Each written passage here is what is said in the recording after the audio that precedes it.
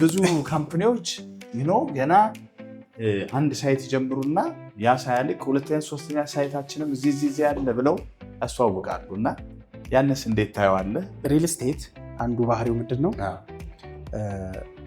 ረጅም ጊዜ የሚፈልግ ፕሮጀክት ነው። እንደው ሚኒመም ኦፍ 2 years up to 3 years ይፈጃል አንድ ፕሮጀክት። ከዛ በላይ ሊፈጅ ይችላል። ኢንድ ጎሉ አፍተር ኦል ዴሊቨሪ ነው። ትክክል። ለገዢዎች ማስረከብ፣ ለገዢውም ለአንተም ዴሊቨሪ ነው። ትክክል።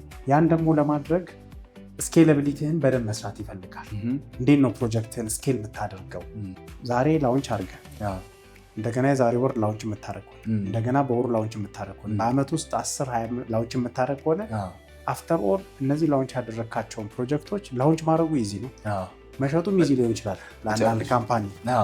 እነዚህ ፕሮጀክቶች ግን ጠንቅቀህ ሰርተህ ዴሊቨር ማድረግ ለደንበኛ ማስረከቡ ኢምፖሲብል ይሆናል። እሱ ታፍ ነው የሚሆነው።